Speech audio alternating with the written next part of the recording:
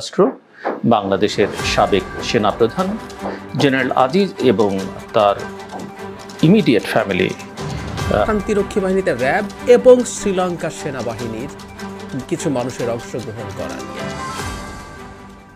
আসসালামু আলাইকুম ভিউয়ার্স, দেশ ও দেশের বাহির থেকে যারা আমার ভিডিওটি প্লে করেছেন জানাচ্ছি আন্তরিক শুভেচ্ছা ও অভিনন্দন। আশা করি সবাই ভালো আছেন, সুস্থ আছেন, আলহামদুলিল্লাহ। তো ভিউয়ার্স, বাংলাদেশে আবারও মার্কিন গজব শুরু। সরকারের ঊর্ধ্বতন নেতাকর্মীদের উপরে বিভিন্ন মার্কিন এবং ভিসা নিষেধাজ্ঞা পরিবার সহ আসছে। এদিকে জেনারেল আজিজ সহ সেনাবাহিনীরও ঊর্ধ্বতন কর্মকর্তা সহ আরও কে কে এই আওতাভুক্ত হচ্ছেন। অতি অল্প সময়ের ভেতরে সরকারের কি অবস্থা করতে পারে আমেরিকান অ্যাকশন, বিস্তারিত জানবো আজকের এই রিপোর্টে। সো ভিডিওতে যাওয়ার আগে ছোট রিকোয়েস্ট করব, যারা এখনও চ্যানেলটি সাবস্ক্রাইব করেননি, নিয়মিত দেশের সকল আপডেট সবার আগে জানতে অবশ্যই চ্যানেলটি সাবস্ক্রাইব করে পাশে রাখবেন। দর্শক আসুন স্ক্রিনে। আপনারা সবাই ইতিমধ্যেই জেনে গেছেন যে মার্কিন যুক্তরাষ্ট্র বাংলাদেশের সাবেক সেনাপ্রধান জেনারেল আজিজ এবং তার ইমিডিয়েট ফ্যামিলি তাদের উপরে নিষেধাজ্ঞা দিয়েছে।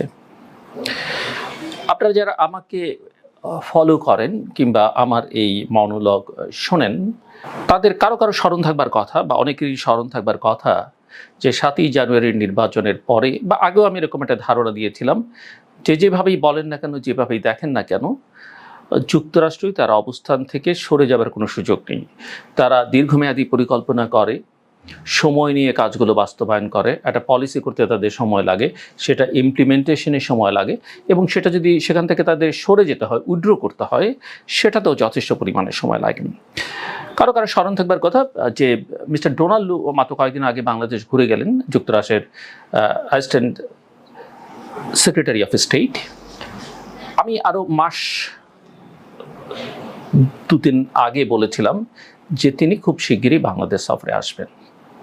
আমি এটাও বলেছিলাম যে যারা মনে করছেন যুক্তরাষ্ট্র আর কিছুই করবে না, একেবারে হাত গুটিয়ে বসে গেছে বা গা ঢাকা দিয়েছে অন্য কারো প্রিয়ভাবে, আমি বলেছিলাম আপনাদের স্মরণ থাকবার কথা যে তারা একটা ক্যারট অ্যান্ড স্টিক পদ্ধতি নিয়েছে। বাংলাদেশ একটা বড় দেশ, বাংলাদেশের জনগণ বিপদে পড়ুক, ক্ষতিগ্রস্ত, সেটা তারা চায় না, কিন্তু তাদের নিজস্ব স্বার্থ আছে, নিজস্ব চাওয়া আছে, এবং যেই চাওয়ার সঙ্গে বাংলাদেশের জনগণের আকাঙ্ক্ষা মিলে গেছে বলেই বাংলাদেশের তারা গত 2 বছর যথেষ্ট সমাদৃত ছিল, পপুলার ছিল। সেটা খানিকটা ডিক্লাইন করতে শুরু করেছে নির্বাচনের খানিকটা আগ সময় থেকে, এবং নির্বাচনের পরে তাদের কোনো পদক্ষেপ না দেখে। তার কিছুটা যৌক্তিক কারণ আছে, অযৌক্তিক আবেগও আছে। আমি সেই বিষয় নিয়ে হয়তো খানিকটা আলোচনা করবার চেষ্টা আজকের এই ভিডিওতেও করব। কিন্তু একথা আমি বলেছিলাম যে জুন জুলাইয়ের মধ্যে তারা কিছু কিছু পদক্ষেপ নিতে পারে। এগুলো আমার কাছে কোনো ইনফরমেশন নেই, বাট রাজনীতির ছাত্র হিসেবে, ভূ রাজনীতির একজন বিশ্লেষক হিসেবে কিংবা বলা যেতে পারে পর্যবেক্ষক হিসেবে, যেহেতু আমি এগুলো ফলো করি আমার কাজের স্বার্থেই, সেটা আমার থিঙ্ক ট্যাঙ্কের কাজ হোক কিংবা আমার টেলিভিশন শোয়ের কাজ হোক, আমি যা বুঝতে পারি সেটা আপনাদের সামনে তুলে ধরবার চেষ্টা করছি। এবং এটাও এখন খানিকটা হলেও আমি দাবি করতে পারি যে এটাও খানিকটা মিলল, যে অন্তত একটা পদক্ষেপ দেখা গেল, এবং পদক্ষেপটা অনেকেই মনে করছেন এটা খুবই সামান্য পদক্ষেপ, এর কোনো গুরুত্ব নেই, ইলেকশন তো হয়ে গেছে, এই পদক্ষেপে কি হবে না হবে একথা কিন্তু কেউই বলেননি। এমনকি আমিও বলি না, যারা আমার সমালোচনা করেন তারাও খুঁজে ভাবে বের করতে পারবেন না যে নির্বাচনটা হবে না। হ্যাঁ, নির্বাচন নাও হতে পারতো, অন্যভাবে হতে পারতো, সময় নিয়ে হতে পারতো, কিন্তু নির্বাচন হয়ে গেল, সব শেষ হয়ে গেল, এমনটা মনে করবার কোনো কারণ নেই। যাই হোক, আমরা জেনারেল আজিজের প্রসঙ্গে আসি। জেনারেল আজিজ বাংলাদেশের সেনাপ্রধান ছিলেন। তার আগে তিনি বিজিবির মহাপরিচালকের দায়িত্ব পালন করেছেন। তিনি বাংলাদেশ সেনাবাহিনীর মধ্যে খুব একটা জনপ্রিয় ব্যক্তি এমনটা মনে করবার কোনো কারণ নেই, কারণ আমরাও খোঁজ খবর রাখি, আপনারাও হয়তো অনেকেই রাখেন, এবং তার সেনাপ্রধান নিয়োগটা অনেকে পছন্দ করেননি, কিন্তু তাকে করা হয়েছিল। এবং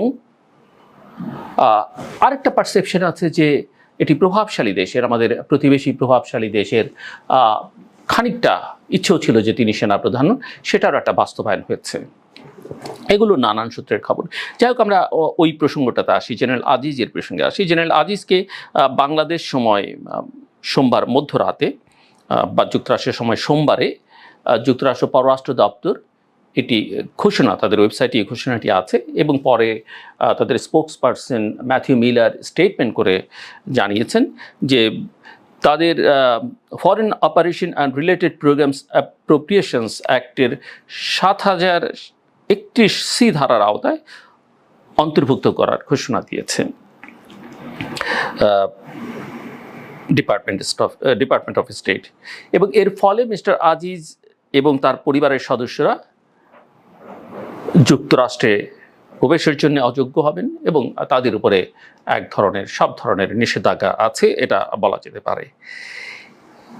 কি কারণে এটা করা হচ্ছে? প্রধান কারণ সেটা হচ্ছে যে দুর্নীতির অভিযোগে সম্পৃক্ততা কথা যুক্তরাষ্ট্র বলছে এবং এটি করে তিনি প্রতিষ্ঠানকে প্রশ্নবিদ্ধ করেছেন, তিনি ক্ষমতার অপব্যবহার করেছেন, এইসব নানা অভিযোগ ওই আলোচনার মধ্যে আছে।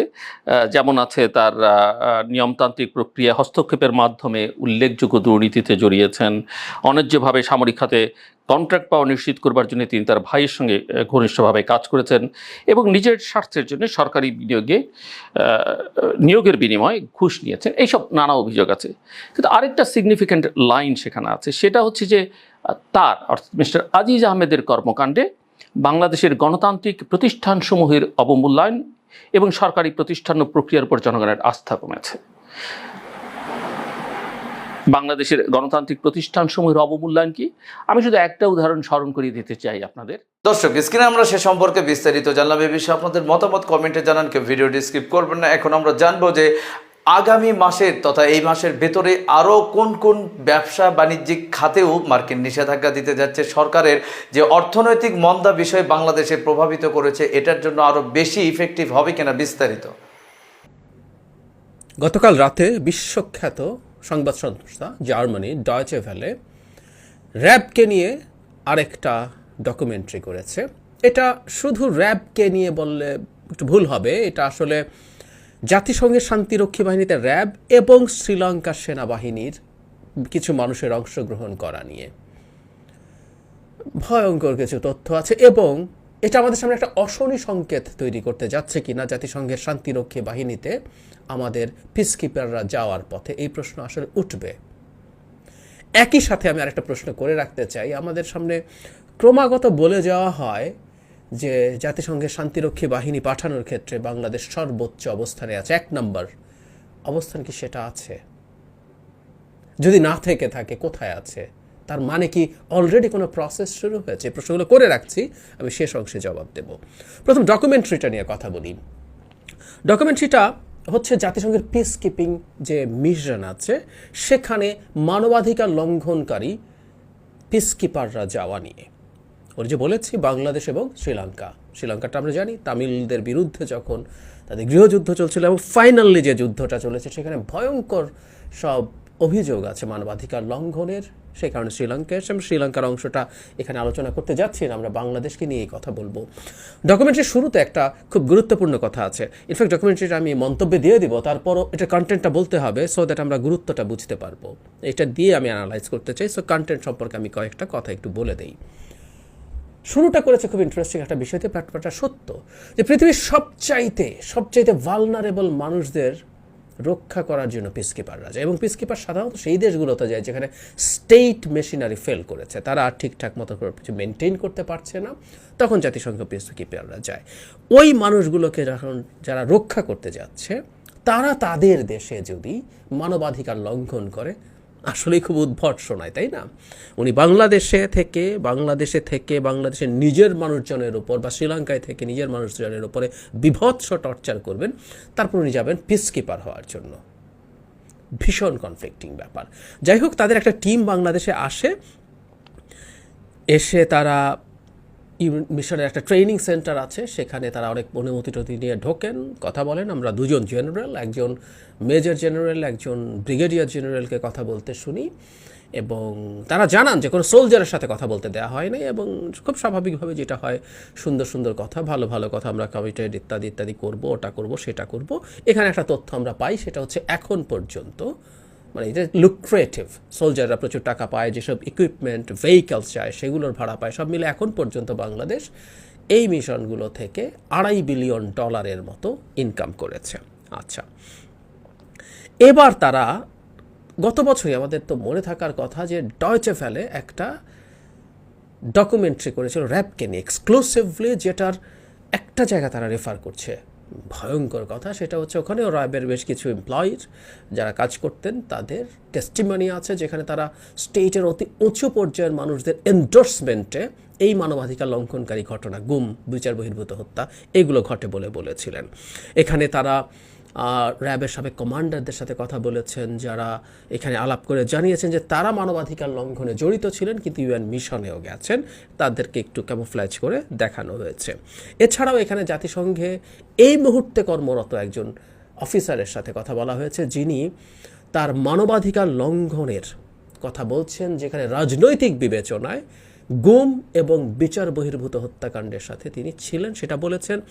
এর মধ্যে একটা ঘটনা উনি বলেন, একজনকে বিচার বহির্ভূত হত্যাকাণ্ডের সময় মাথায় গুলি করা হয় এবং গুলির পরে তার মাথার খুলি এবং মগজের কিছু অংশ এসে তার ইউনিফর্মে পড়ে, এরকম একটা বর্ণনা দেন।